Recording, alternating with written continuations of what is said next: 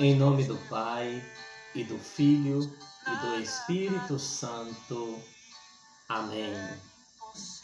Caríssimos irmãos e irmãs, que bom estarmos nos encontrando de novo em torno da Palavra de Deus, pedindo a intercessão da Virgem Maria, nesta terça-feira, dia 24 de março de 2020. Vamos pedir as luzes do Espírito Santo para iluminar a nossa vida. Oremos.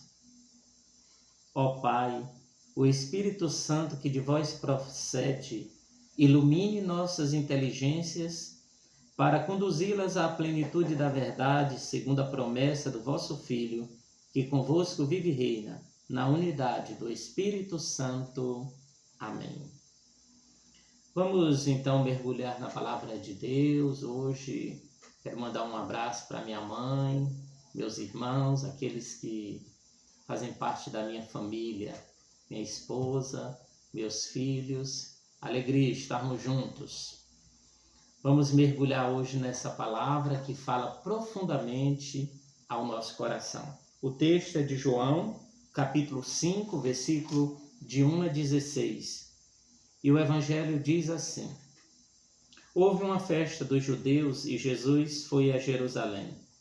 Existe em Jerusalém, perto da Porta das Ovelhas, uma piscina com 5 pórticos chamada Betesda, em hebraico. Muitos doentes ficavam ali, deitados, cegos, coxos, paralíticos. De fato, um anjo descia de vez em quando e movimentava a água da piscina.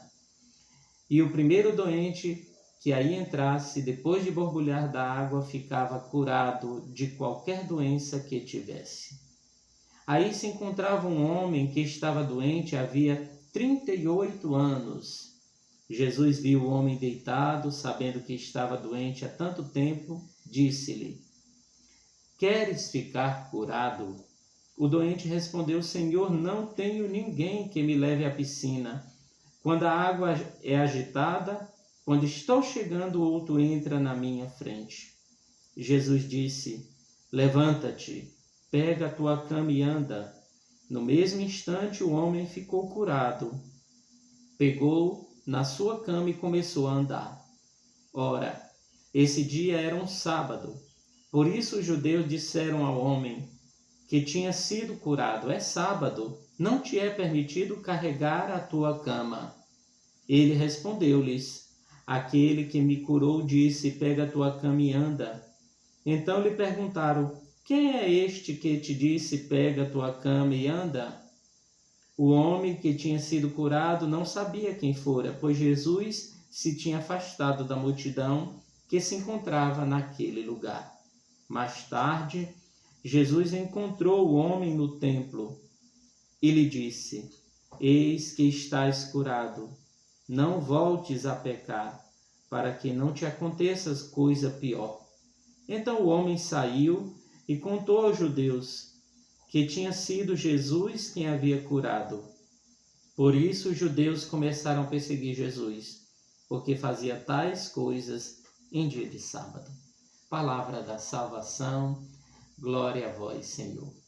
Meus caríssimos irmãos e irmãs, como é bom ouvir a palavra de Deus e saber que essa palavra é uma fonte inesgotável, que fala no mais profundo do nosso ser.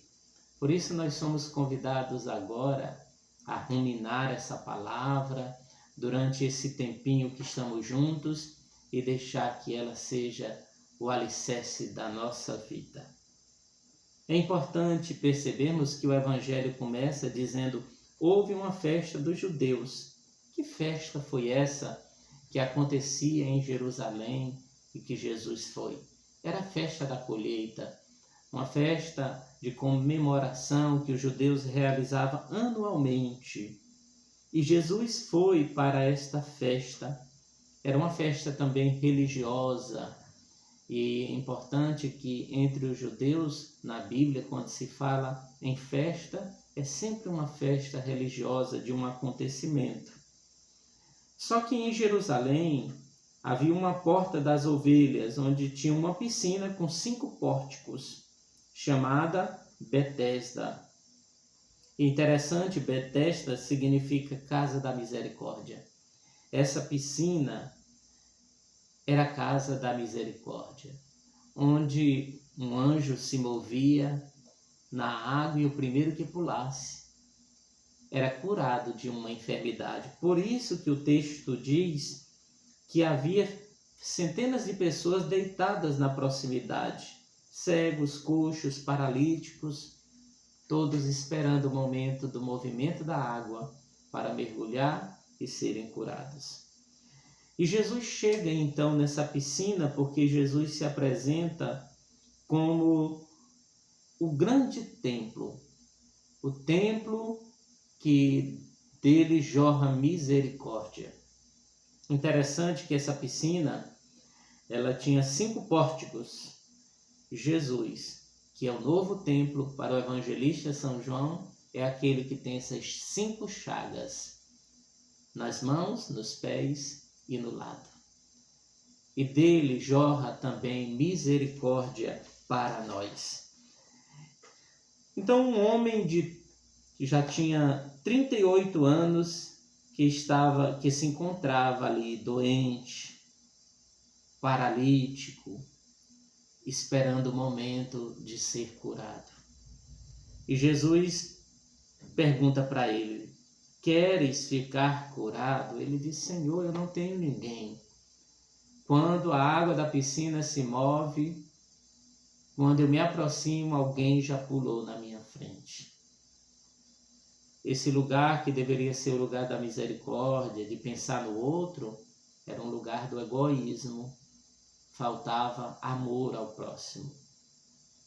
É interessante que nesses tempos de coronavírus, o país que sofreu muito e está sofrendo muito, que é a Itália, morreu um padre esses dias na Itália, tinha mais de 70 anos, já se aproximando dos 80, e ele estava com um respirador mecânico.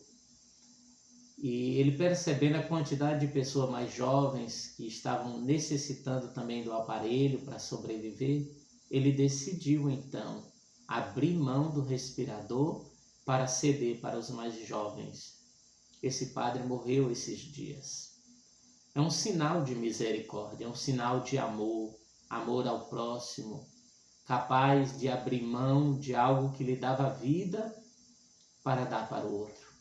É claro que esse padre não perdeu a vida, ele encontrou a vida.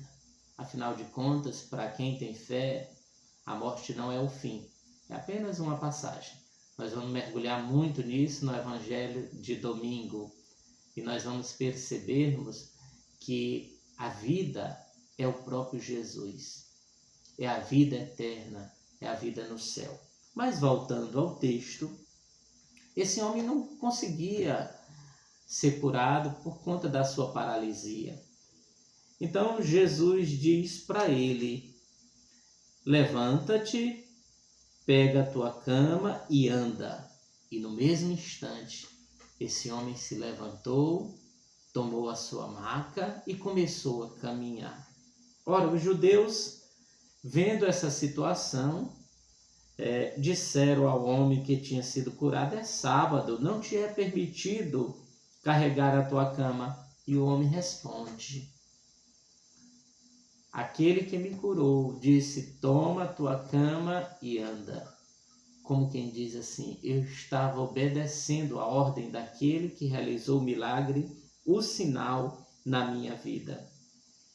E os judeus não permitiam tal atitude. Eles disseram: mostra-nos quem foi este homem. Ele disse: eu não sei. Mais tarde, Jesus encontrou esse homem no templo e lhe disse: eis que estás curado, não voltes a pecar, para que não te aconteça coisa pior. Agora a gente começa a perceber que pior que uma doença, pior que um vírus, é você estar na vida de pecado. Porque veja, o pecado nos leva à morte. São Paulo diz na carta aos Romanos: o salário do pecado é a morte. Há um convite a todos nós à santidade, a vivermos a santidade. E a santidade é viver em harmonia com Deus e com o próximo. E nós somos convidados a essa santidade, essa vida em Deus, vivendo as virtudes, o bem, privilegiando sempre o amor na nossa vida, que é tudo, porque o amor vem de Deus. Então Jesus exorta ele: não voltes a pecar. Quantas vezes Jesus disse isso no Evangelho? Não tornes a pecar. Disse isso para a mulher adúltera: eu não te condeno. Ninguém te condenou, também eu não te condeno. Mas não voltes a pecar. Os judeus perseguiam Jesus. E o sábado é um dos grandes motivos pelo qual Jesus foi condenado à morte também pelos judeus. Vamos, meus irmãos, pedir ao Espírito Santo de Deus a graça de termos essa comunhão com Ele, de não termos medo de entregar a nossa vida nas mãos de Jesus. Ele é o centro de tudo. Que o Espírito Santo nos ilumine, nos encaminhe para a santidade, e nesses tempos de isolamento nós estejamos unidos a Jesus e unidos com Maria, a mãe de Jesus. Ela é a nossa intercessora. Oremos. Senhor nosso Deus, que nos fortalecestes com o alimento celeste, infundi em nosso coração a suavidade do vosso Espírito, para conservarmos eternamente o dom que hoje recebemos. Por Cristo nosso Senhor. Amém. Recebamos agora a bênção de Deus, a bênção que é o grande presente de Deus para nós no dia de hoje. Caminhe na santidade, acompanhado pela bênção daquele que não nos desampara. O Senhor esteja convosco, Ele está no meio de nós. Abençoe-vos o Deus Todo-Poderoso, Ele que é Pai, Filho e Espírito Santo. Amém.